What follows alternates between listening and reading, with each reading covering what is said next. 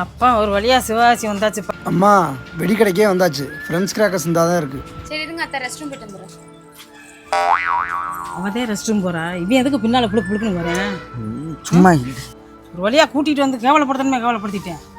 வெடிக்கடையிலையும் வச்சு நம்மளை அசிங்கப்படுத்த போறாங்க. எதை பத்திட்டு பேசுற? டீ கடையில டீ குடிச்சியில காசு யாரு கொடுத்தது? அவன் தாண்டி கொடுத்தேன். அவன் கொடுத்தானா?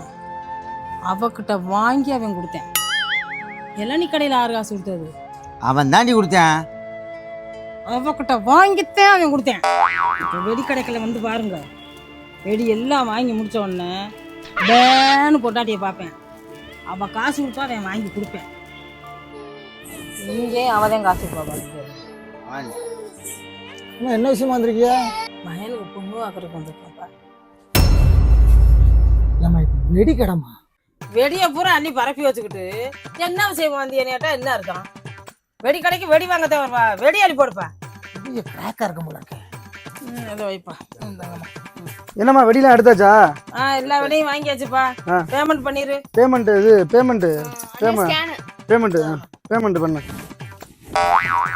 என்னம்மா என்னம்மா என்ன என்னடா என்ன அவ்வளவு பேமெண்ட் பண்ண சொல்லிக்கிட்டு இருக்க? நீ தானே சம்பாதிக்கிற, நீ காசை கொடுக்க வேண்டியானே.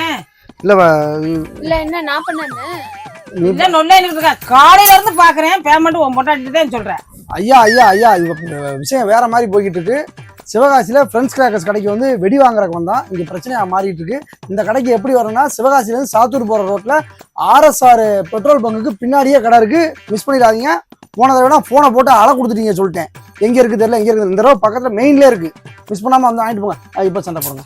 நான் பண்ணா என்னங்க உங்க அம்மாக்கு புரியல.